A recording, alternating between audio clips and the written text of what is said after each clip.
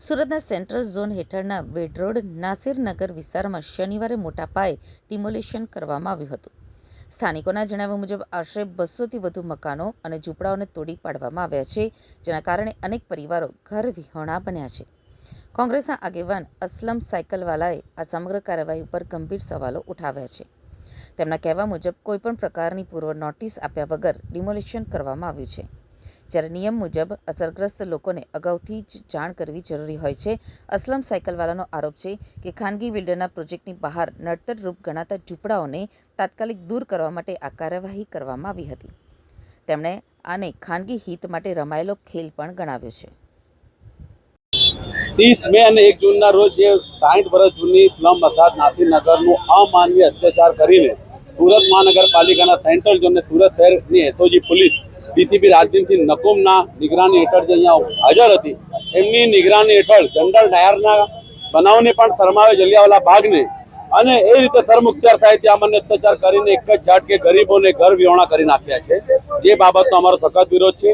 અમે એ બાબતે સુરત મહાનગરપાલિકા તંત્ર અને સમગ્ર સરકાર સમક્ષ એક જ અમારી રજૂઆત છે કે જે ડિમોલિશન જે પ્રમાણે કરવામાં આવ્યો એમને તાત્કાલિક વળતર આપવામાં આવે, એમને તાત્કાલિક વૈકલ્પિક આવાસ આપવામાં આવે.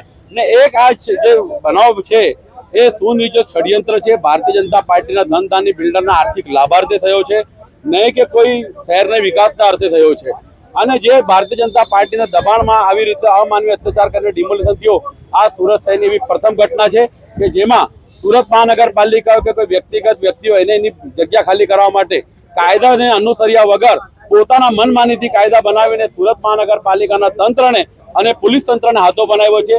દુઃખદ એ બાબત છે કે એસઓજી પોલીસની કામગીરી છે કે શહેરમાં નશાના રવાડે ચડતા આપણા યુવાધન જે બરબાદ થઈ રહ્યું છે એને બચાવવાનું કામ છે. એમડી ડ્રગ્સ હોય કે નશીલા પદાર્થો હોય કે સુગર સિરપનું વેચાણ થતું હોય એને અટકાવવાનું છે. પરંતુ પાછલા 4 થી 6 મહિનામાં તમે જો તો એસઓજી એ કાર્યક્રમમાં સાવ નિષ્ફળ અને નબળી પુરવાર થઈ છે.